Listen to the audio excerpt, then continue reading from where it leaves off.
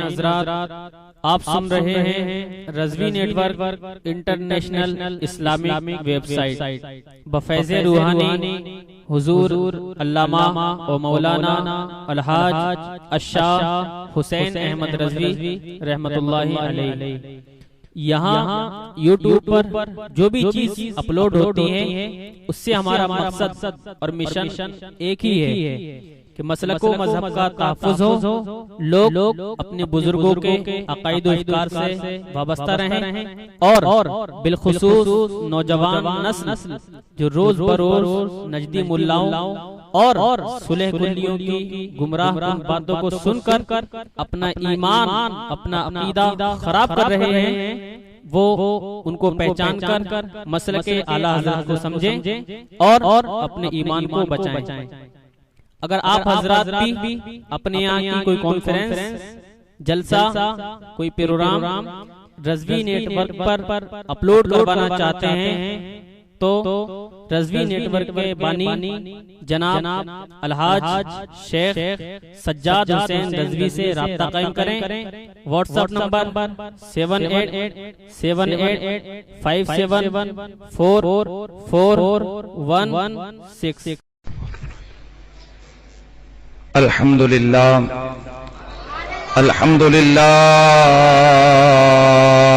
رب العالمین والصلاة والسلام علی سید الانبیاء والمرسلین وعلی آلہ الطیبین الطاہرین وعلی اصحابہ الراشدین۔ اما بعد فاعوذ باللہ السمیع العلیم من الشیطان الرجیم، بسم اللہ الرحمن الرحیم۔ هل يستوي الذين يعلمون والذين لا يعلمون؟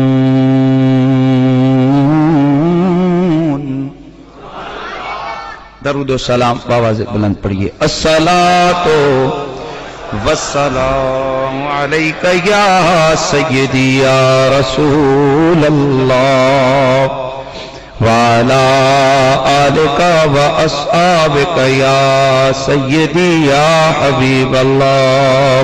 بلند آواز سے پڑھیے۔ الصلاۃ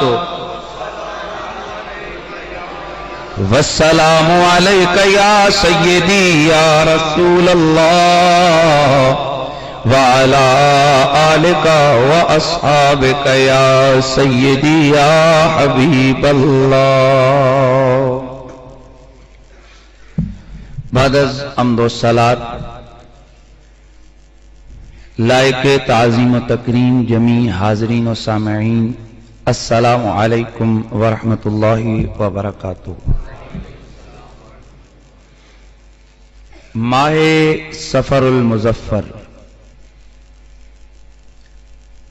اسلامی سال کا دوسرا مہینہ، اس ماہ مکرم کے حوالے سے جہاں اس کی اور فضیلتیں ہیں وہیں پر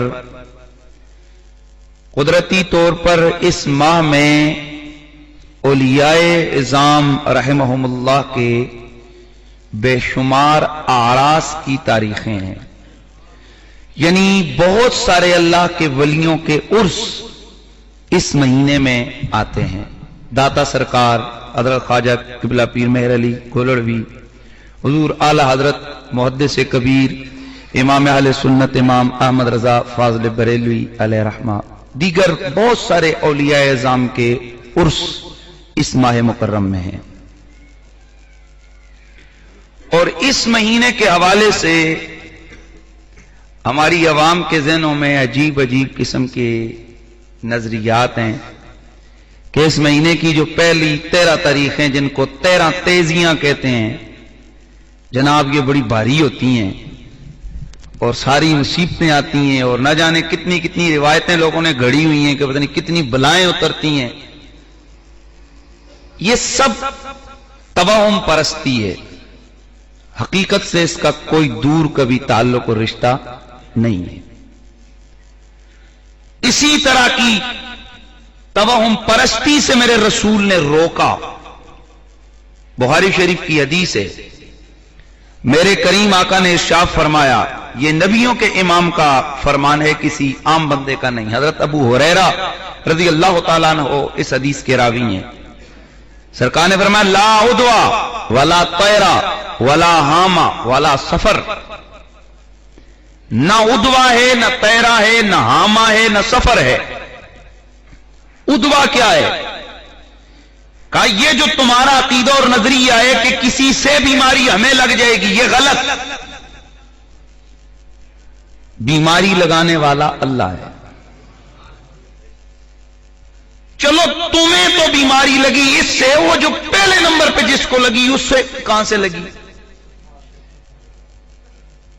ہاں، یہ غلط ہے۔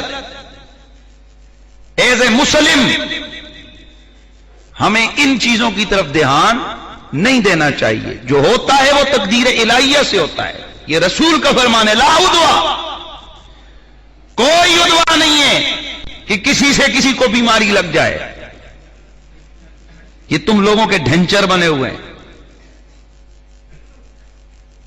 لا طیرہ، کوئی بدحالی نہیں ہے کہ جب سے میں نے انگوٹھی پہنی ہے تب سے کاروبار ٹھیک ہو گیا، اور جب سے انگوٹھی پہنی ہے تب سے کاروبار خراب ہو گیا، جب سے میں اس مکان میں آیا ہوں میرا نقصان شروع ہو گئے، جب سے میں نے یہ کپڑے پہنے میرا رولا شروع ہو گئے، جب سے گاڑی لی ہے تب سے جناب میرے سارا سرمایہ ضائع۔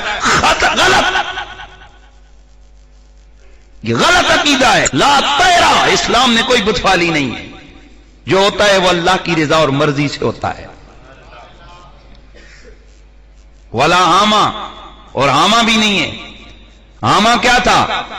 سابقہ زمانے میں لوگوں کا یہ عقیدہ تھا کہ جب بندہ مر جاتا ہے تو اس کے روح اس کی قبر سے نکل کر الو کی صورت میں آتی ہے، اور یہ الو جس کے گھر کے سامنے بیٹھ جائے بس وہ سارے مر گئے۔ اور کیا یہ ہمارا آج کا نظریہ نہیں ہے کہ الو جس گھر میں آ گیا بس بس بس آپ تیرے لیے خراب، کالی بلی رستہ کاٹ گئی رولا۔ ولا حامہ، یہ حامہ کوئی شے نہیں ہے۔ ولا سفر، اور سفر بھی کوئی شے نہیں ہے۔ سفر کے متعلق صوفیہ اور محدثین کی مختلف آراء ہیں۔ سفر کیا ہے؟ بعض کے نزدیک یہی ہے جو آج ہمارے ذہنوں میں پڑا ہوا ہے کہ سفر کا مہینہ آیا تو مصیبتیں اور بلائیں آ جاتی ہیں۔ نہیں، نہ دنوں کی وجہ سے مصیبت آتی ہے، نہ مہینے کی وجہ سے آتی ہے، نہ ٹائم کی وجہ سے آتی ہے۔ جو مصیبت، جو پریشانی، جو غم، جو خوشیوں کا معاملہ ہے، یہ فقط اور فقط من جانب اللہ ہوتا ہے۔ اس میں کسی مہینے کا کوئی عمل دخل نہیں ہوتا ہے۔ لہذا یہ اپنے اندر سے یہ چیز کو دور کیجئے۔ یہ کوئی تیرہ تیزیاں شیزیاں کوئی شے نہیں ہے۔ یہ ہندوؤں کا ایک دیا ہوا ذہن ہے آپ لوگوں کو، اور جو ہم کہیں سے سنتے ہیں، اور بالکل یہ ڈھنچر پن سب سے زیادہ ہماری قوم کے اندر آ گئے، نہ جانے یہ کب نکلیں گے اور ہماری جان چھوٹے گی۔ اس لیے آپ پڑھے لکھے لوگ ہیں اور یا اتنا بڑا اجتماع، یا اسی لیے اللہ کا شکر ہے تو آپ سن کے جائیں اور اس کو گھروں تک اپنا یہ میسج پہنچائیں کہ سفر کے مہینے میں اللہ کا بنایا ہوا مہینے، اس میں کوئی یہ بات نہیں ہے کہ جی جناب اس دن ہے، اور یار اور جی اس دن رسول اللہ بیمار ہوئے تھے۔ جس دن بیمار ہوئے اس دن تو تم اتنا غم کرتے ہو، تو 8 ربیع الاول کو سرکار کا وصال ہوا، اس دن تم جلوس منا رہے ہوتے ہو۔ نہیں سمجھ گیا آپ کو صاحب؟ اس لیے یہ کوئی عقیدہ نہیں رکھنا اپنے کہ یہ سفر آیا تو میری مصیبت آ گئی، یہ آیا یہ ایسا نہیں ہے۔ جو کرتا ہے وہ کون کرتا ہے؟ اونچا بولو، کون کرتا ہے؟ اللہ کرتا ہے۔ بس یہ نظریہ اور عقیدہ ہونا چاہیے۔ بات کر رہا تھا مائع سفر میں آراء سے بزرگان دین کی، اللہ والوں کا ذکر اور ان کے تذکار جمیلہ کا بیان کرنا اور سننا کرنا، یہ رب کا طریقہ اور رب کی سنت ہے۔ اور خود میرے رسول نے اپنے صحابہ کے سامنے سابقہ امتوں کے اولیاء کے تذکرے کیے۔ قرآن مجید کے اندر جگہ جگہ پر کئی آیتیں اور کئی صورتوں میں اللہ کے ولیوں کا ذکر ہے۔ اس حوالے سے اہل اللہ کی محبتوں کا بیان یہ بھی ذکر الہیہ کا حصہ ہوتا ہے. سبحان اللہ کی آواز ہے.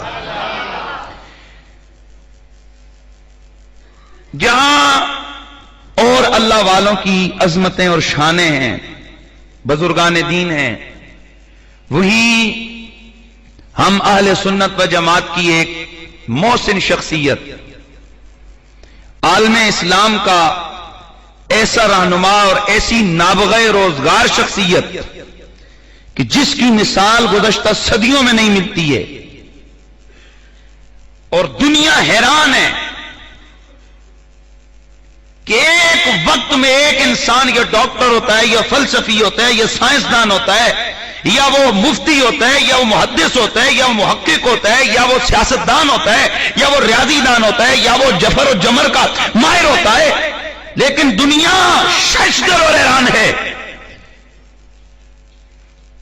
کہ ایک ایسی شخصیت ہمارے سامنے ہے کہ جو ایک ذات کے اندر سائنسدان بھی ہے، ریاضی دان بھی ہے، محدث بھی ہے، مفسر بھی ہے، محقق بھی ہے، فقیہ بھی ہے، دانشور بھی ہے، سیاستدان بھی ہے. جس اینگل سے دیکھو، پیر بھی ہے، پیر طریقت بھی ہے، شاعر بھی ہے، متکلم بھی ہے. اس کے علاوہ اگر اس کی اور حیثیات کو دیکھو، کاتب بھی ہے.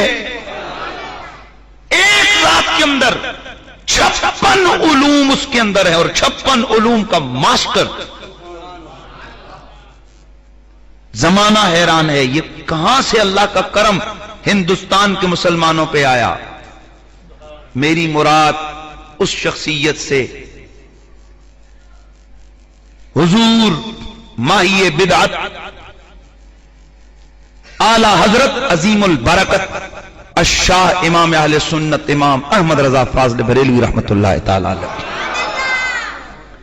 میں چاہوں گا، ویسے تو اگر عنوانات قائم کیے جائیں تو امام احمد رضا اور قرآن فہمی یہ ایک عنوان ہے، امام احمد رضا اور فقہ، امام احمد رضا اور روحانیت، امام احمد رضا اور تجدید دین و اصلاح، امام احمد رضا اور دینی و سیاسی بصیرت، امام احمد رضا اور شعر و ادب، امام احمد رضا ایک مظلوم محقق، امام احمد رضا اور محبت، امام احمد رضا اور ادب و تعظیم، امام احمد رضا اور رد مرزائیت، امام احمد رضا اور مسئلہ تکفیر، امام احمد رضا اور عقائد و کلام.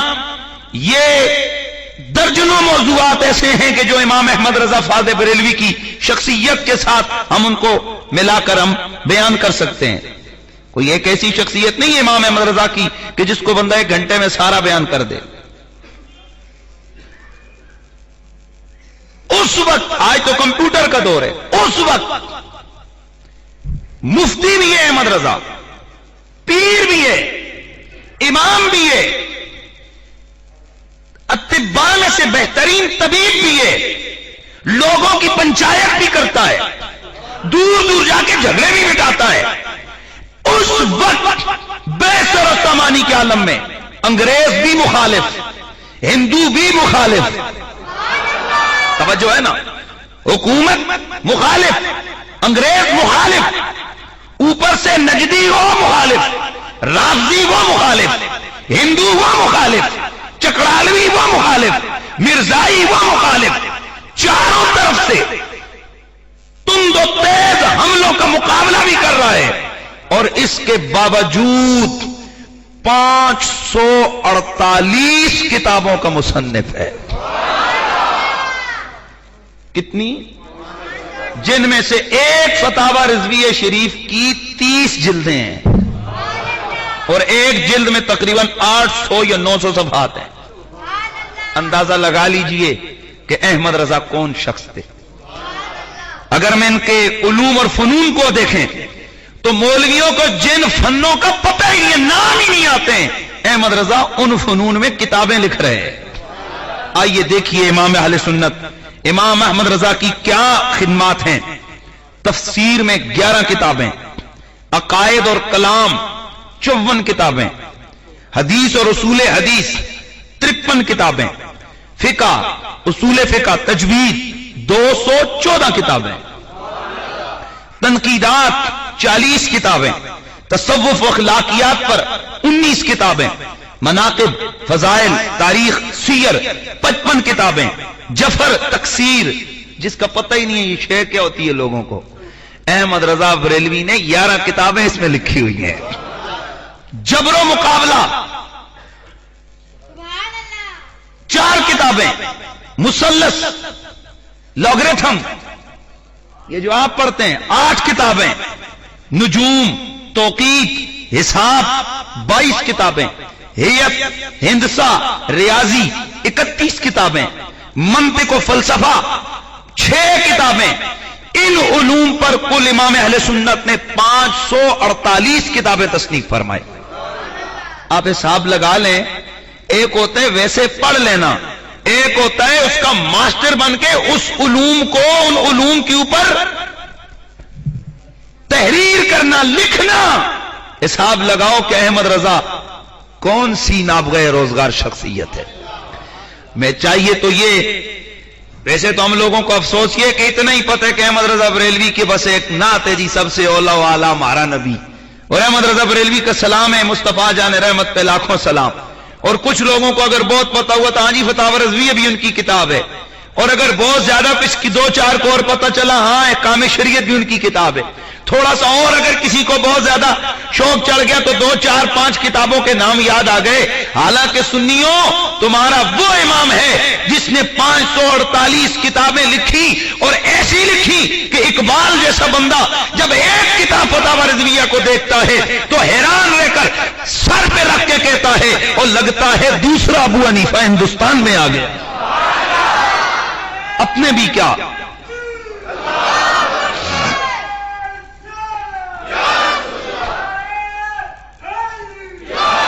अपने क्या, बेगाने भी कहते हैं कि इल्म की दुनिया में अहमद रजा का कोई सानी नहीं है। और वैसे आज लोगों ने इमाम अहले सुन्नत इमाम अहमद रजा की शख्सियत को तकफीर के हवाले से हाईलाइट की है। वो देखो जी, अहमद रजा ने शियों को काफिर कहा, अहमद रजा ने भाभियों को काफिर कहा, अहमद रजा ने मिर्जाइयों को काफिर कहा, अहमद रजा ने चकड़ालियों को काफिर कहा, अहमद रजा ने नजदियों को काफिर कहा। इसने तो जनाब कुफर की मशीन लगाई हुई थी। मैंने कहा तुझे मालूम नहीं, एक होता है अपना, एक होता है बेगाना।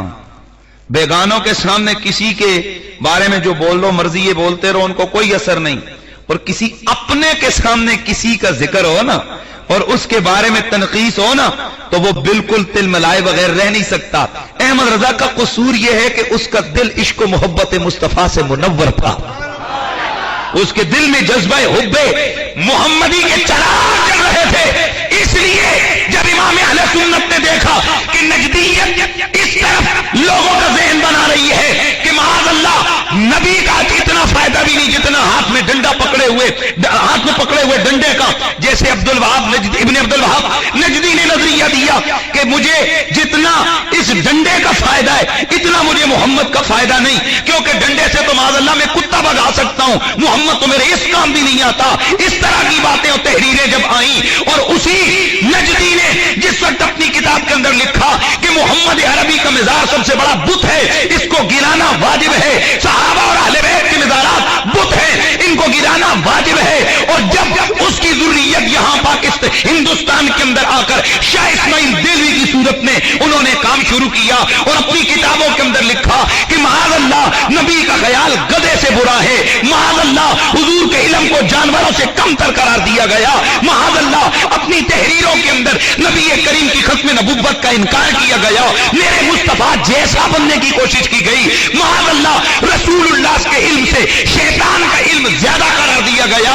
ऐसे में अगर कोई बेगाना होता तो आंखें बंद करके बैठ जाता, पर अहमद रजा मचल गए, तड़प गए कि मदनी आका की जात तो वो है जिनके बाल के बारे में कोई उंगली उठाए वो मरदूद होता है, जो उनके कपड़ों के ऐब निकाले वो लानती होता है, और जो नबी को जानवरों से कमतर करार दे वो मुसलमान कैसे होता है। इसलिए अहमद रजा के फतवे हकीकत में मबनी थे, इंतहा पसंदी नहीं थी, वहां पर जात परस्ती नहीं थी, वहां पर दौलत परस्ती नहीं थी। अहमद रजा ने अगर राज़ी के कुफ्र का फतवा दिया तो इसलिए कि उन्होंने सैयदा आयशा کو گالیاں دی تھی، مرزائیت کے کفر کا فتویٰ دیا تو اس لیے کہ انہوں نے میرے نبی کے بعد ایک اور نبی کو مانا تھا، اگر انہوں نے نجدیت و وہابیت کے خلاف فتویٰ دیا تو اس لیے کہ انہوں نے میرے رسول کے علم کو جانوروں کے علم سے کم قرار دیا تھا۔ اب تم بتاؤ کہ عاشق کا کام کیا دفاع محمد ہے یا نہیں ہے؟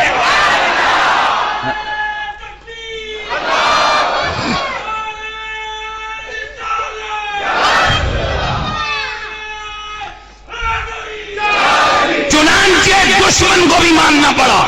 اشد العذاب مولانا محمود الحسن دیوبندی صاحب، ان کے شیخ الہند ہیں، ان سے مرزائیوں نے سوال کیا، اوئے تم ہمارے خلاف کتابیں لکھ رہے ہو، احمد رضا نے تو تم پہ بھی کفر کا فتویٰ دیا ہے،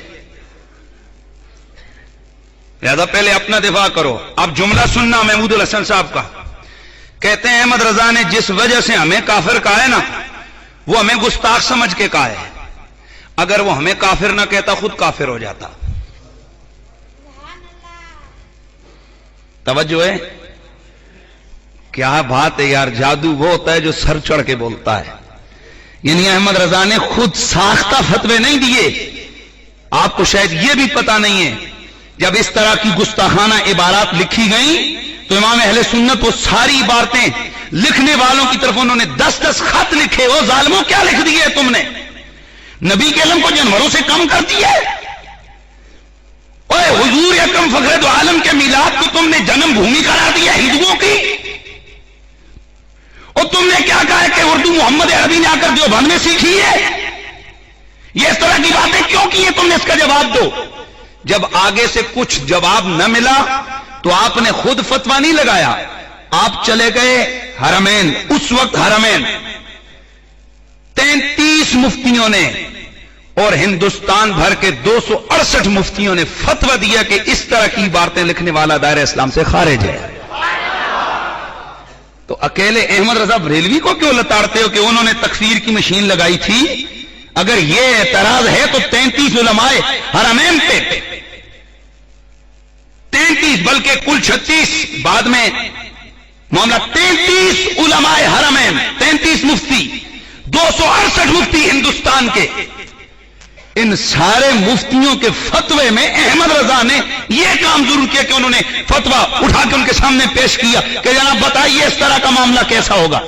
تو صاحب احمد رضا بریلوی علیہ رحمہ کو صرف تکفیر کے حوالے سے ہی سامنے رکھنا یہ میں سمجھتا ہوں بددیانتی ہے اور ظلم ہے۔ آئیے میں ایک عنوان آج آپ کے سامنے رکھتا ہوں اور آپ کو بتانا چاہتا ہوں کہ احمد رضا کس پائے کا بندہ تھا۔ آئیے تو آج کا میرا ٹاپک ہے امام احمد رضا اور قرآن فہمی۔ سارے علوم اور فنون کا مرکز و منبع قرآن ہے۔ یہ صرف، نحو، منطق، فلسفہ، حدیث، اصول حدیث، فقہ، اصول فقہ، یہ سارے علوم اس لیے پڑھے جاتے ہیں تاکہ قرآن سمجھ آ جائے اور روح قرآن کو بندہ سمجھے، قرآن کی ترجمانی کر سکے۔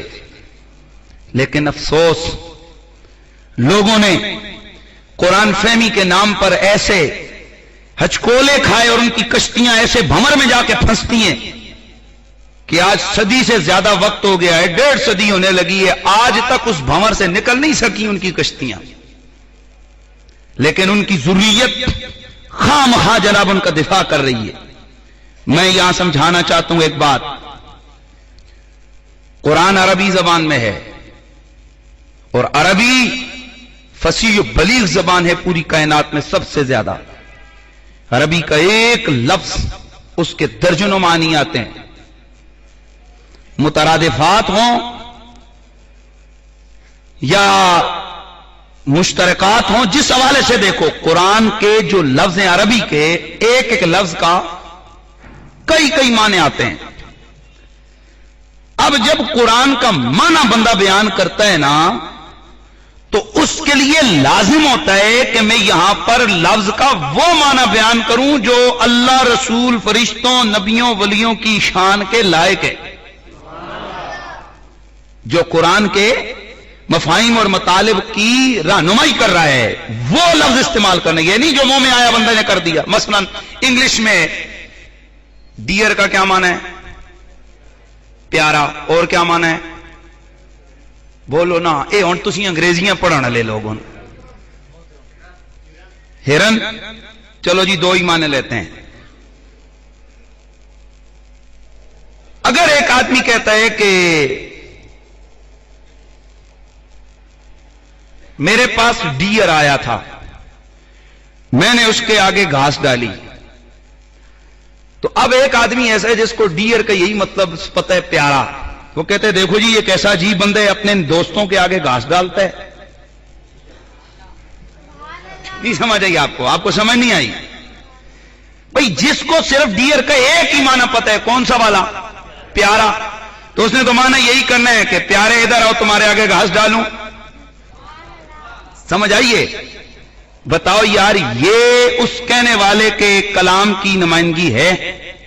हालांकि उसने तो डियर लफ्ज जरूर बोला, लेकिन उसकी मुराद हिरन थी, क्योंकि यहां अक्ल हो तो पता चल जाता है कि यहां घास बंदों के आगे, दोस्तों के आगे नहीं डाली जाती, हिरन के आगे डाली जाती।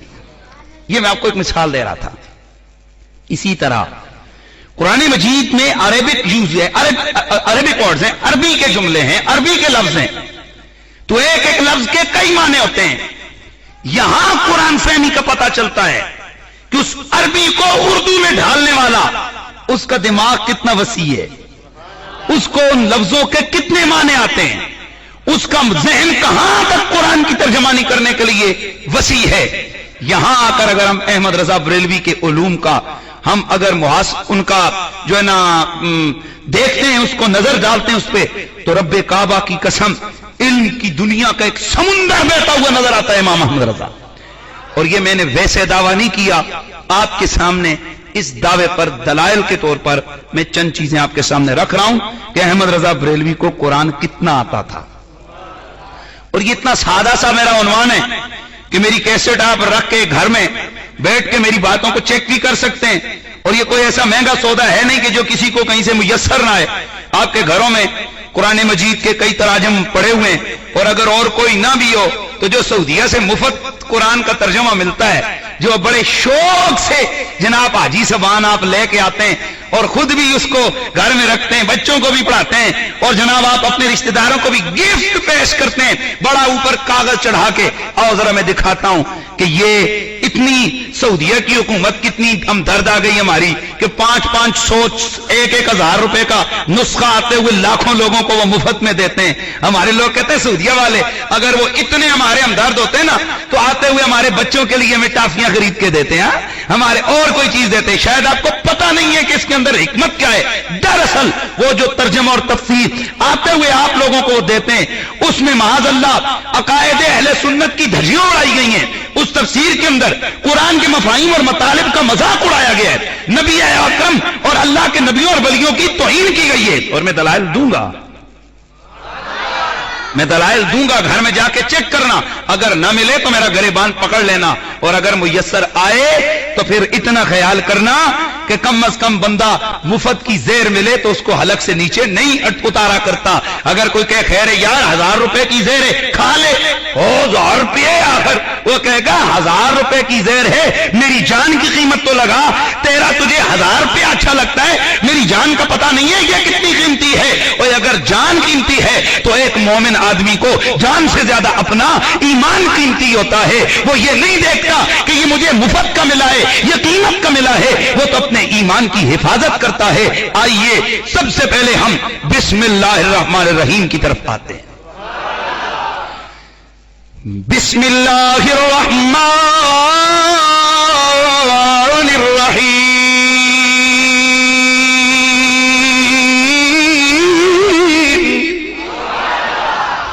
इसका तर्जमा अगर आप लोग देखें महमूदुल हसन साहब के कुरान पाक जो तर्जमा है उस पे तो लिखा हुआ है शुरू अल्लाह के नाम से जो बेहद मेहरबान और निहायत रहम वाला है। शाह अब्दुल कादर का तर्जमा देखें तो लिखा हुआ है शुरू अल्लाह निहायत रहम करने वाले बार बार रहम वाले के नाम से। और इसी तरह थानवी साहब का तर्जमा शुरू करता हूं अल्लाह के नाम से जो बड़े मेहरबान और निहायत रहम वाले हैं। मौदूदी साहब का तर्जमा पढ़ें, यही तर्जमा मिलेगा। जितने उर्दू के तर्जमे वो जो सऊदीया वाली है ना, उसमें भी यही मिलेगा। اب ذرا دیکھتے ہیں کہ احمد رضا کا ذہن کہاں گیا ہے. آپ نے ترجمہ کیا شروع کرتا ہوں نہیں، اللہ کے نام سے شروع. کہا اللہ کے بندے بسم اللہ کا مطلب یہ ہے کہ سب سے پہلے اللہ کا نام زبان پہ آئے. تو یہ ترجمہ بھی تو کام ہے نا، اس میں پہلے اپنی بات نہ کر کے میں شروع کرتا ہوں اللہ کا نام بعد میں لے، بلکہ یہ کہ اللہ کے نام سے شروع جو بڑا مہربان اور نہایت رحم کرنے والا ہے. یہ ہے امام احمد رضا کا علم اور قرآن فہمی. آگے بڑھیے، سورہ فاتحہ کی آیت اہدنا الصراط المستقیم. محمود الحسن دیوبندی صاحب کا ترجمہ ہے بتلا ہم کو سیدھی راہ. تھانوی صاحب نے ترجمہ کیا بتلائیے ہم کو رستہ سیدھا. مودودی صاحب نے ترجمہ کیا ہمیں سیدھی راہ دکھا. شاہ رفیع الدین نے ترجمہ کیا دکھا ہم کو راہ سیدھی. اور اللہ تعالیٰ قرآن پاک میں فرماتا ہے کہ میں نے یہ راہ تو کافروں کو بھی دکھائی ہے.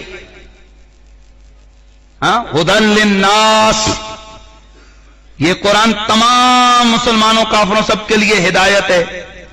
تو بابا رب نے نہیں دکھائی راہ کہ انہا ھذا صراطی مستقیمہ، میرا یہ جناب رستہ جو ہے یہ میرا سیدھا رستہ ہے، یہ تو اللہ نے پہلے دکھایا ہے. اب دیکھتے ہیں احمد رضا تم کیا کہتے ہو. آپ نے فرمایا دکھایا تو اس نے کافروں کو بھی. یہ مسئلہ دکھانے کا نہیں ہے، مسئلہ یہ یہاں ترجمہ ہونا چاہیے اہدنا الصراط المستقیم. یا اللہ مجھے سیدھی راہ چلا، سیدھی راہ دکھا نہیں، سیدھی راہ چلا. یہ ہے قرآن کی روح، یہ ہے قرآن فہمی. آگے بڑھیے، سورہ بقرہ کی آیت نمبر 9. يخادعون الله والذين آمنوا وما يخدعون إلا أنفسهم وما يشعرون.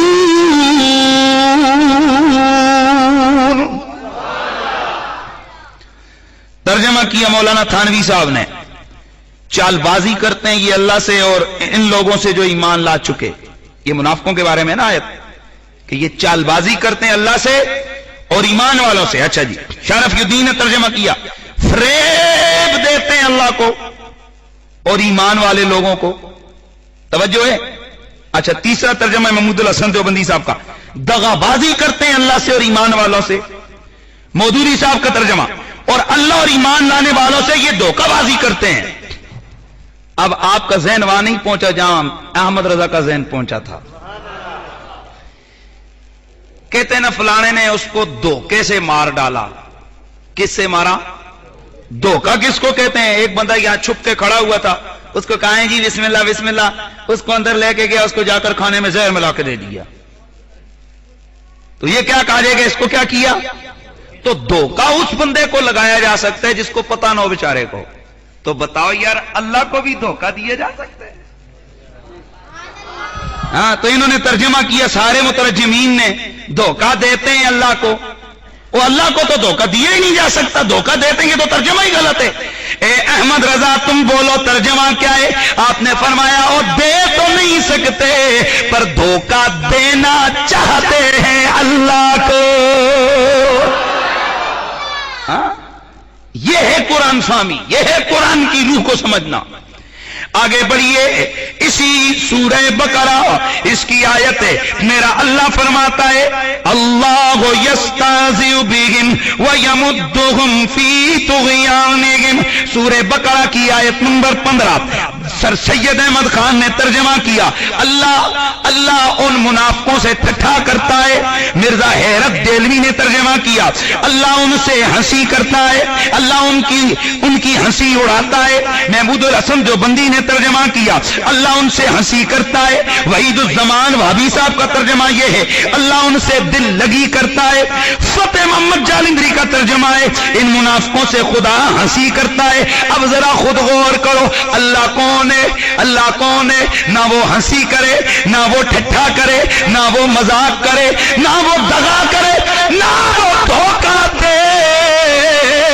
کیونکہ اللہ وہ ہے جو ہو نہ عیب اس میں گئے. اور ارے آج اگر کوئی بڑا علم والا کسی سے ہنسی مذاق کرے لوگ اس کو مایوس سمجھتے ہیں, کہتے ہیں دیکھو جی ان کی یہ شان نہیں ہے کہ یہ ہنسی مذاق اور ٹھٹھے مذاقیں کرنا شروع کر دیں. تو جب ایک عام عالم کے لیے یہ ہنسی مذاق اور ٹھٹھا یہ روا نہیں ہے تو اللہ کے لیے یہ کہنا کیسے روا ہو سکتا ہے؟ اے احمد رضا آپ ترجمہ فرمائے, اس کا ترجمہ کیا ہے؟ آپ نے ترجمہ کیا, اللہ اکبر, غور سے سننا, آپ نے ترجمہ کیا اللہ ان سے استہزاء فرماتا ہے جیسا اس کی شان کے لائق ہے. وہ ٹھٹھے مذاق نہیں کرتا, وہ جیسے اس کی شان کے لائق ہے وہ ان سے کیا کرتا ہے؟ استہزاء فرماتا ہے. ترجمہ وہ نہیں کیا کہ جس میں الوہیت کے مقام اور تقدیس کا نقص لازم آئے. اللہ اکبر. آگے بڑھیے, سورہ, بڑی عام بات میں آپ کو بتانے لگا ہوں, سورہ طٰہٰ آیت نمبر 121 121. آپ حیران ہوں گے, وَعَصَىٰ آدَمُ رَبَّهُ فَغَوَىٰ, یہ سورہ طٰہٰ آیت نمبر 121. اے غور نال سنے ہوں, اس میں وہ جو سودھیا والی تفسیر ہے نا جو آپ کو مفت کی ملتی ہے, بسم اللہ, اس کا ترجمہ ہے آدم نے اپنے رب کی نافرمانی کی پس وہ بہک گیا. یہ ترجمہ کیے کس نے؟ محمد جوناگڑھی نے. وہ جو سعودیہ والی آپ کو ملتی ہے ماشاءاللہ مفت والی, کیا لکھا؟ آدم نے نافرمانی کی پس وہ بہک گیا. آدم نے نافرمانی کی وہ بہک گیا. آئے ہائے. عاشق الہی دیوبندی صاحب نے ترجمہ کیا آدم نے نافرمانی کی اپنے رب کی پس گمراہ ہوا.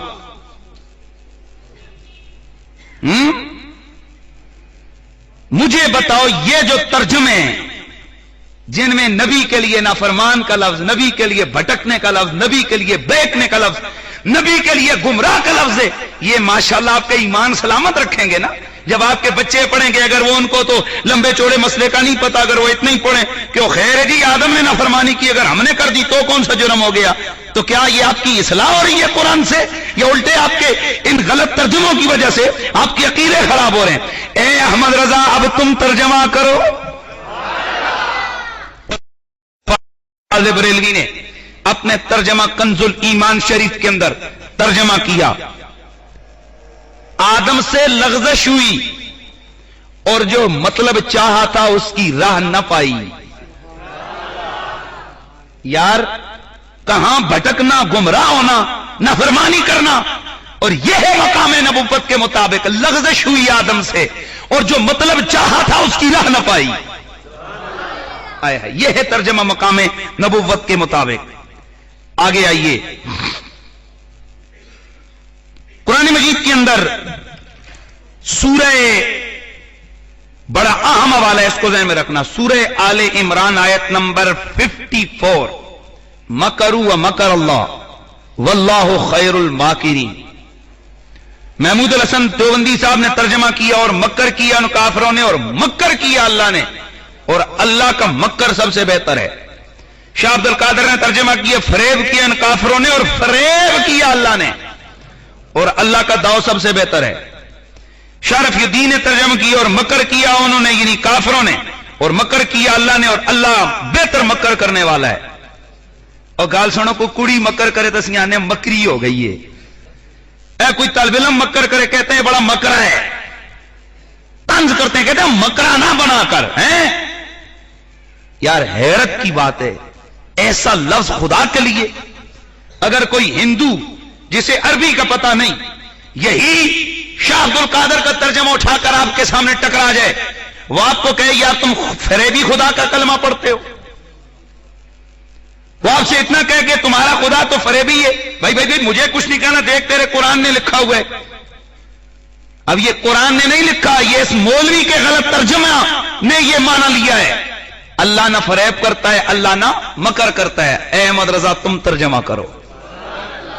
امام اہل سنت امام احمد رضا نے ترجمہ کیا رحمہ اللہ تعالی, آپ نے ترجمہ کیا مکروا ومکر اللہ, ان کافروں نے مکر کیا اور اللہ نے ان کے ہلاکت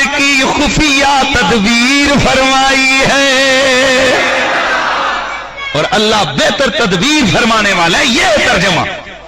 یہ ترجمہ ہے. اللہ اکبر. آگے اسی طرح سورہ انفال یمکرون و یمکر اللہ واللہ خیر الماکرین. وہ مکر کرتے ہیں اور اللہ بھی مکر کرتا ہے اور اللہ بہتر مکر کرنے والا ہے. یہی ترجمے کیے انصاروں نے اور اعلیٰ حضرت نے یہاں بھی ترجمہ کیا یمکرونا. انہوں نے مکر کیا ہے, وہ مکر کرتے ہیں. وہ یمکر اللہ, اللہ ان کے مکر کے مقابلے میں خفیہ تدبیر فرماتا ہے. یہ ترجمہ ہے. اور اگلی آیت ہے قال الحواریون نحن انصار اللہ. یہ حواری بولے کہ ہم انصار اللہ ہیں. اس کا ترجمہ کیا محمود الحسن دیوبندی صاحب نے کہ ہم مدد کرنے والے ہیں اللہ کی. کس کی مدد کرنے والے؟ اللہ کی. لو جناب, بندیاں دی مدد دا عقیدہ کوئی نہیں, اللہ دی مدد پہ آ گیا. ہم مدد کرنے والے ہیں اللہ کی. مودودی صاحب کا ترجمہ ہے ہم اللہ کے مددگار ہیں. عبد الماجد دریابادی صاحب کا ترجمہ ہے ہم ہیں اللہ کے مددگار. شرف الدین صاحب کا ترجمہ ہے ہم ہیں مدد دینے والے اللہ کے. احمد رب بریلوی رحمت اللہ تعالی آپ نے ترجمہ کیا ہم اللہ کے دین کے مددگار ہیں. اللہ کو مدد کی ضرورت نہیں ہوتی ہے. یہ ہے قرآن فہمی. تو میرا ٹاپک تھا نا امام احمد رضا اور قرآن فہمی. یہ ہے قرآن فہمی امام احمد رضا کی. آگے سورہ آل عمران آیت نمبر 140. ہمارا یہ عقیدہ ہے کہ اللہ تعالیٰ ازل سے ہر شے کو جانتا ہے. اس کو پتہ ہے کون دھوکے باز ہے, اس کو پتہ ہے کون نیک ہے, کون بد ہے, کون مومن ہے, کون کافر ہے, کون دلیر ہے, کون بزدل ہے, کون مجاہد ہے, کون غازی ہے, کون بھگوڑا ہے, کون کیا ہے, کہ اس کو پتہ ہے. یہ عقیدہ ہے نا سب کا. اس کو کب سے پتہ ہے؟ ازل سے. آیت نمبر 140 سورہ آل عمران اللہ فرماتے ہیں وَلِيَعْلَمَ اللَّهُ الَّذِينَ آمَنُوا. عبد الماجد دریابادی صاحب نے ترجمہ کیا اللہ تاکہ اللہ تعالیٰ ایمان والوں کو جان لے. تھانوی صاحب نے ترجمہ کیا تاکہ اللہ تعالیٰ ایمان والوں کو جان لیں. شاہ عبد القادر نے ترجمہ کیا اس واسطے کہ معلوم کرے جن کو ایمان ہے اللہ. یہ ترجمہ شان الیت کے مطابق نہیں ہے, اس لیے کہ جان لے, تاکہ جان لے. اللہ کی یہ شان کے لائق نہیں ہے کہ وہ جان لے, کیونکہ وہ ازل سے جانتا ہے. یہ جان لے یہ بندوں کے لیے یہ علم کسبی کے اوپر دلالت کرتا ہے. اعلی حضرت نے ترجمہ کیا فرمایا جانتا تو اللہ ہے ایمان والوں کو. یہ غزوہ احد کے معاملے پر اللہ کریم نے فرمایا وَلِيَعْلَمَ اللَّهُ الَّذِينَ آمَنُوا, اور تاکہ اللہ پہچان کروا دے ایمان والوں کی. جان لے نہیں, اللہ پہچان کرا دے کس کی؟ ایمان والوں کی. اور سورہ آل عمران آیت نمبر 142 سے بڑا عجیب ترجمے لوگوں یہاں غور کرنا وَلَمَّا يَعْلَمِ اللَّهُ الَّذِينَ جَاهَدُوا مِنْكُمْ وَيَعْلَمَ الصَّابِرِينَ.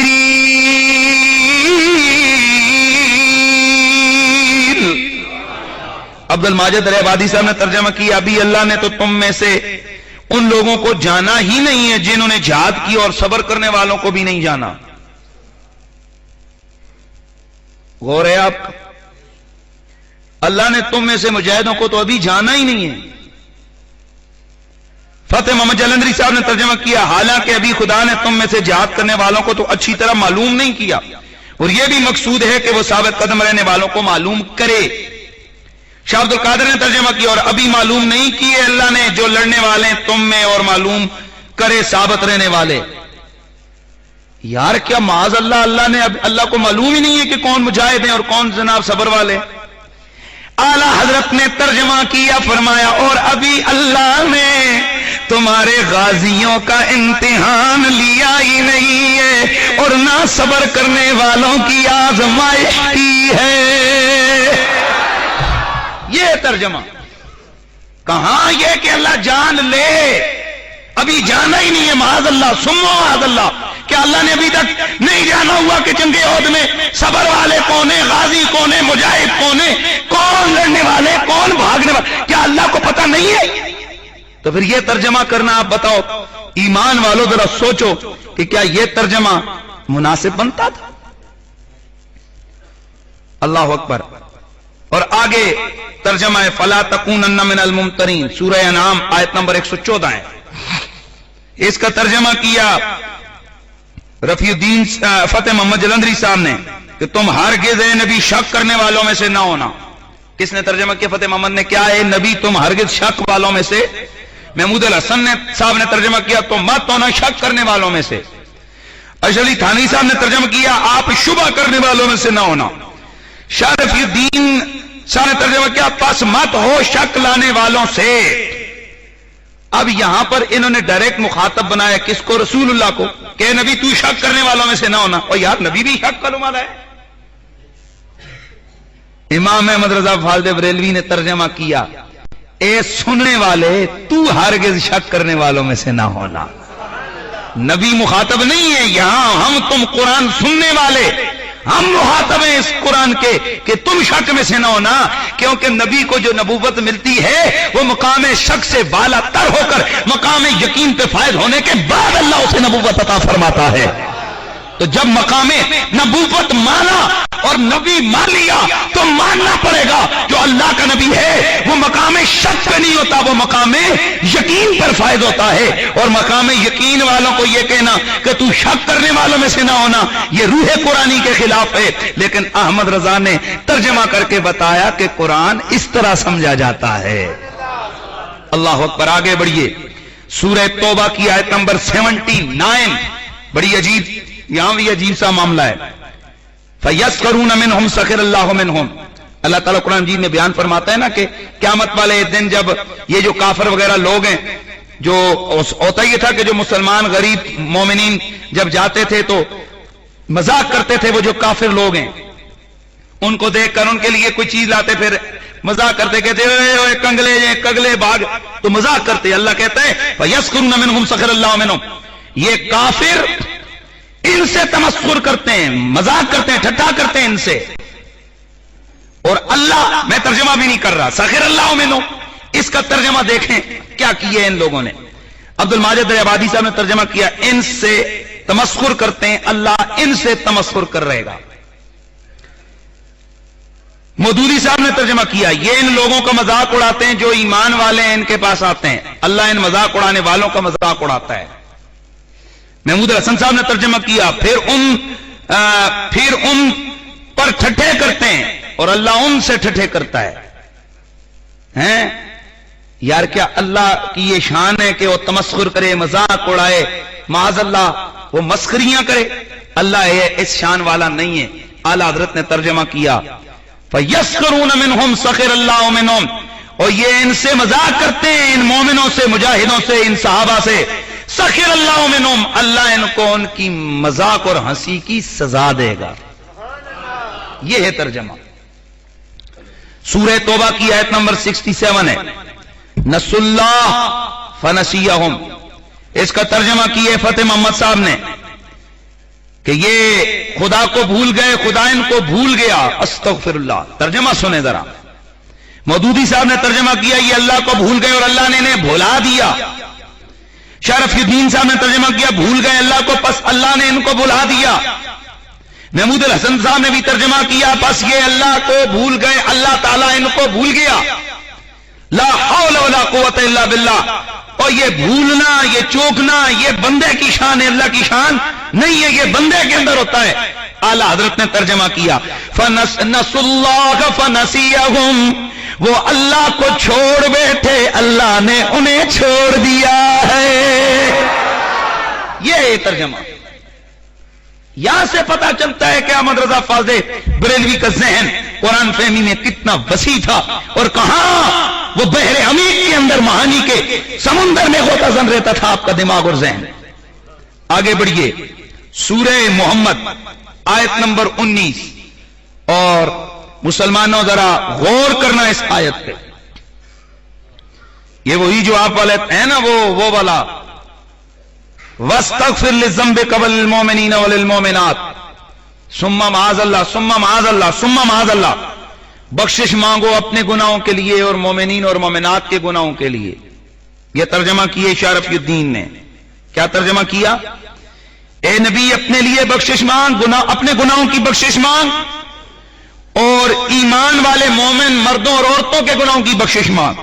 شارف الدین صاحب نے ترجمہ کیا اپنے گناہوں کی معافی مانگو اور مومن مردوں اور عورتوں کے گناہوں کی معافی مانگو اے نبی. فتح محمد صاحب نے بھی ترجمہ کیا اپنے گناہوں کی معافی مانگ اور مومنین مردوں اور عورتوں کے گناہوں کی معافی مانگ. مودودی صاحب نے ترجمہ کیا اپنے قصور کی معافی مانگو اے نبی اور مومن مردوں اور عورتوں کے قصور کی معافی مانگو. محمود الحسن صاحب نے ترجمہ کیا اپنے گناہ کے واسطے مانگو معافی اور مومن مردوں اور عورتوں کے لیے. تھانوی صاحب نے ترجمہ کیا اپنی خطا کی معافی مانگتے رہو اور مومن مردوں اور عورتوں کی خطاؤں کی معافی مانگتے رہو. اب میں آپ سے ایک سوال پوچھتا ہوں اور میں آگے بڑھ کے آپ کو ایک چیز بھی عرض کروں گا.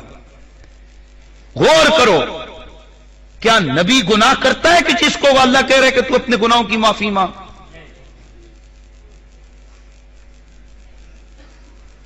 امام احمد رضا فاضل بریلوی نے کہا ظالموں، اور تمہیں قرآن کا فہم نہیں آتا تو قلم اٹھانے کی ضرورت کیا ہے، ترجمے کرنے کی ضرورت کیا ہے؟ آپ نے ترجمہ کیا وَاسْتَغْفِرْ لِذَنْبِكَ وَلِلْمُؤْمِنِينَ وَلِلْمُؤْمِنَاتِ. او لوگو یاد رکھو، اور نبی گناہ نہیں کرتا، نہ صغیرہ نہ کبیرہ نہ چھوٹا نہ بڑا. وجہ کیونکہ نبی کا ہر فعل ہمارے لیے سنت. تو اگر نبی گناہ کرے تو پھر اس کا گناہ بھی تو ہمارے لیے سنت ہوگی نا، پھر تو ہمیں بھی معاذ اللہ ثم معاذ اللہ. یہ کہاں تک چلا جائے گا یہ معاملہ؟ نبی گناہ نہیں کرتا. اس آیت کا ترجمہ کیا ہے؟ آپ نے ترجمہ کیا اے میرے محبوب اپنے خاصوں اور عام مسلمان مردوں اور عورتوں کے گناہوں کی معافی مانگو. اپنے گناہوں کی نہیں، اپنے خاصوں اور عام مومن مردوں اور عورتوں کے گناہوں کی معافی مانگو. یہ ہے ترجمہ، یہ ہے ترجمہ اور یہ ہے قرآن فہمی. اور یہ آیت نمبر کون سی تھی؟ میرا سننے والا یہ آیت کا نمبر یاد رکھے. آیت نمبر 19 آیت نمبر 19 سورہ محمد پارہ نمبر 26 سورہ محمد آیت نمبر 19 جس میں نبی کو گناہگار لکھا گیا. اور پھر آیت 2 سورہ فتح 26واں پارہ لِيَغْفِرَ لَكَ اللَّهُ مَا تَقَدَّمَ مِن ذَنبِكَ وَمَا تَأَخَّرَ. اس کا ترجمہ کیا فتح محمد جلندری صاحب نے کہ تاکہ خدا محمد تمہارے اگلے اور پچھلے گناہ بخش دے. اور شارف الدین صاحب نے ترجمہ کیا بخشے واسطے تیرے خدا جو کچھ ہوا تھا پہلے گناہوں سے تیرے اور پچھلے گناہوں سے تیرے. محمود الحسن صاحب نے ترجمہ کیا تاکہ معاف کرے تجھ کو اللہ جو آگے ہو چکے تیرے گناہ اور جو پچھلے ہوں گے تیرے گناہ. شاہ عبد القادر نے بھی یہی ترجمہ کیا. اور اللہ تعالیٰ تاکہ تمہاری اگلی اور پچھلی خطاؤں کو معاف کر دے. اعلیٰ حضرت نے فرمایا او اللہ کے بندو، او نبی کے خطائیں اور گناہ نہیں ہوتے ہیں، بلکہ یہاں پر کیا ہے لِيَغْفِرَ لَكَ اللَّهُ. یہ لام بیچ میں سے گول کر گئے تھے نا تاکہ ان کو اس وجہ سے ان کو معنی سمجھ نہیں آیا. لِيَغْفِرَ لَكَ اللَّهُ مَا تَقَدَّمَ مِن ذَنبِكَ وَمَا تَأَخَّرَ. اے سونا مدنی تاکہ اللہ تیرے صدقے تیرے اگلوں کے گناہ بھی بخشے، تیرے پچھلوں کے گناہ بھی بخشے. یہ ہے ترجمہ اور یہ ہے قرآن فہمی. اس کو کہتے ہیں کہ قرآن فہمی یہ ہے. اب یہاں پر میں آپ کو ایک چھوٹا سا حقیقت پر مبنی ایک واقعہ سناتا ہوں. یہ 1.5 سال ہوا ہے یا غالباً سوا سال ہوا ہے. یہاں ایک آپ بہت سارے دوستوں کو پتہ ہی ہے کہ 5-6 عیسائیوں نے میرے ہاتھ پہ اسلام قبول کیا. اخبار میں خبر چھپی اور اسلام آباد کا نام نہیں لیتا ہے کہ اخبار کا ایک سب ایڈیٹر ہے وہ عیسائی لڑکا تھا، بڑا اس کا مطالعہ تھا تقابل کا. وہ میرے پاس آ گیا. پہلے اس نے ٹائم لیا جی کہ میں آپ سے کچھ معلومات لینا چاہتا ہوں، آپ ذرا مجھے ٹائم دیں. میں نے کہا بسم اللہ آ جاؤ. ہم لوگ بیٹھ گئے، اندر لائبریری میں بیٹھا، میرے ساتھ اور 2-4-5 لوگ بھی بیٹھے تھے.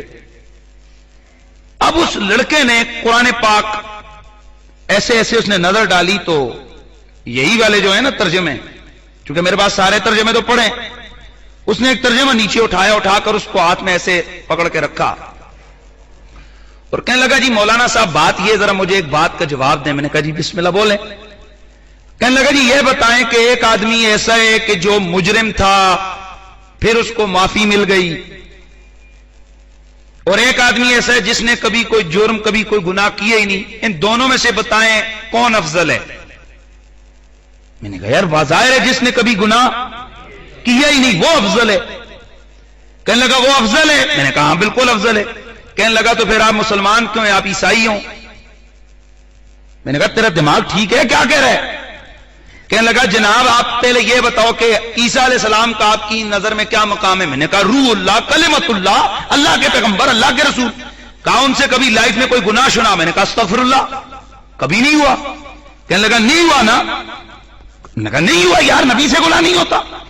कहने लगा मौलाना फिर आपके नबी से तो गुनाह हुए, अल्लाह ने उन गुनाहों को बख्शा है, और हमारे नबी से तो आपका कुरान भी कहता है गुनाह नहीं हुए, तो फिर आप हमारे नबी का कलमा पढ़ें, ईसा को आप माने, मोहम्मद को। मैंने कहा जालिम चुप कर, कैसे नबी ने गुनाह किए। कहा साहब मुझे ना कहें आपके कुरान में लिखा हुआ है।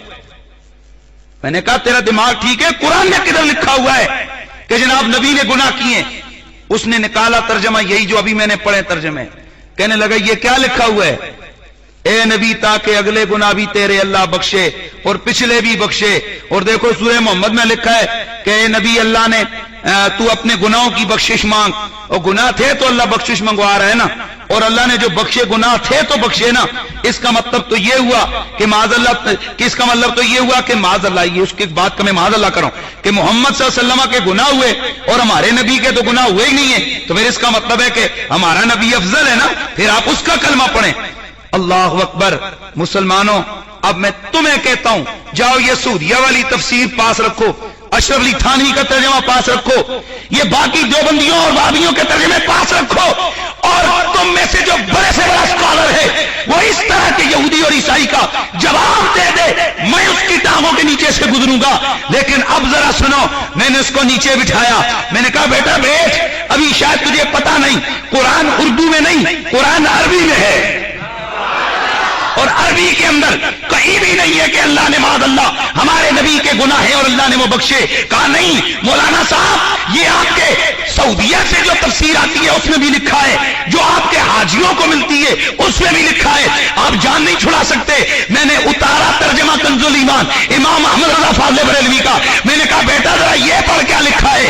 वहां लिखा हुआ उसने पढ़ा, ताकि तेरे सदके तेरे अगले गुनाह भी बख्शे जाए, तेरे सदके तेरे अगले उम्मतियों के गुनाह भी बख्शे जाए, तेरे पिछलों के गुनाह भी बख्शे जाए। मैंने कहा देख, जैसे तुम ईसाइयों का अकीदा है कि ईसा अलैहिस्सलाम उम्मत की गुनाहों की बख्शिश के शफाअत का जरिया बनते हैं, इसी तरह कुरान ये बता रहा है कि नबी के वास्ते और वसीले से अल्लाह नबी के अगलों को भी बख्शेगा, नबी के पिछलों को भी बख्शेगा। यह है मामला। अगर फिर उसने थोड़ी ले दे की, मैं आज तक सोचता हूं कि अगर कंजुल ईमान ना होता तो मैं उस यहूदी और ईसाई को जवाब क्या देता। इसलिए अहमद रजा की कुरान फहमी दुनिया मानती है, और मैं आप हज़रात से यही गुजारिश करूंगा कि ये जो तर्जुमे हैं कुरान पाक के, ये सिर्फ मैंने चंद आयतें पेश की हैं, ये सैकड़ों आयतें हैं जिनके तर्जुमे गलत हैं। और जिस तरह एक यहूदी, और एक मिनट थोड़ी देर पहले जब मैंने मकर हुआ मकर अल्लाह वाली आयत पढ़िए, अगर यही तर्जमा शाह अब्दुल कादिर का तर्जमा उठाकर अगर एक सिख और हिंदू आपके सामने आकर बात करे और कहे कि तेरा खुदा फरेबी है, उसको क्या जवाब दोगे। इसलिए मुसलमानों, ये जो कहते हैं जी ये आपस में मौलवी लड़ते हैं, मौलवियों का दिमाग खराब नहीं है कि मौलवी लड़ते हैं। मौलवी जनाब पागल नहीं है। अगर वो कहते ना कि जब बोलिए तो फिर भांबड़ मचता है, अगर हम बोले तो आग चलती है, भांबड़ मचते हैं फिर, और ना बोले तो ईमान खराब होता है, अल्लाह के मुजरिम बनते हैं। लिहाजा जो मर्जी कोई करता रहे, आपको मेरा इस मिंबर का फर्ज था कि आपको बताएं। आज के बाद ये सुनने वाले गौर से सुनो, किसी एरे गेरे नत्थू गेरे के कुरान मजीद के तर्जमे को बेशक इज्जत और अदब और एहतराम के साथ लाके तुम इस मस्जिद में मेरे पास आकर जमा करवाओ, اور ہر آدمی اپنے گھروں میں اور جہاں بھی وہ ترجمہ پڑھتا ہے تو وہ ترجمہ امام احمد رضا فاضل بریلوی کا ترجمہ پڑھے. کون سا؟ کنز الایمان. کون سا ترجمہ پڑھے گا؟ کنز الایمان شریف کو ترجمہ پڑھے. اور اگر نہیں تو پھر ان سوالوں کے جواب تیار کرو. پھر کیا جواب ہیں تمہارے پاس؟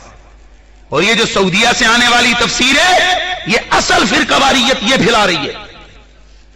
کیا یہ فرقہ واریت نہیں ہے؟ اس کے صفحہ نمبر 1069 سورہ نمل کے اندر لکھا ہوا ہے کہ نبی علیہ السلام کو تو نبوت ملنے سے پہلے پتہ ہی نہیں تھا، ان کے وہم و گمان میں بھی نہیں تھا کہ مجھے نبی بنایا جا رہا ہے. میں نے کہا لانتی، تو کہتا ہے کہ نبی کو پتہ ہی نہیں تھا، وہم و گمان میں ہی نہیں تھا کہ مجھے نبی بنایا جا رہا ہے. حالانکہ میرے نبی تو فرماتے ہیں میں تو ماں کے پیٹ میں تھا، لوح محفوظ کے اوپر چلتی ہوئی قلم کی آواز کو سن رہا ہوتا تھا.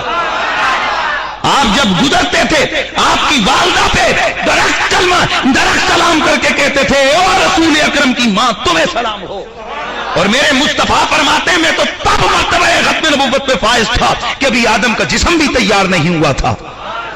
ہاں تو کیا سمجھتے ہو جنا وہ حضور کو او جی اچانک انہیں پکڑ کے نبی بنائے گا، ان کو پتہ ہی نہیں تھا. لا حول ولا قوت الا باللہ العلی العظیم. اور ایک محلے کا کونسلر بنتا ہے تو اس کو پتہ ہوتا ہے میں بننے لگا ہوں. اور تو جو کائنات کا سب سے بڑا منصب نبوت ہے اس کی بابت تو کہتے ہے کہ بس اچانک پکڑ کے رب نے نبی بنا دیا. تیرا تو یہ نظریہ لوگوں کے ذہنوں میں جائے گا کہ بس اس کا مطلب ہے کہ اچانک اللہ تعالیٰ کسی بندے کو پکڑتا ہے اور پکڑ کے نبی بنا دیتا ہے. لا حول ولا قوت. حالانکہ قرآن کہتا ہے اللہ یعلم حیث یجعل رسالتہ، اور اللہ جانتا ہے کہ اس نے اپنے اس نبوت کے گوہر اور نبوت کے موتی کو کس سیٹ میں جا کر ڈالنا ہے اور رکھنا ہے اور کہاں اس نے نبوت کا منصب عطا فرمانا ہے. یہ ہے قرآن اور حدیث کا فہم. حضرات، اور مجھے اللہ کا شکر ادا کرنے اور فخر کرتا ہوں میں.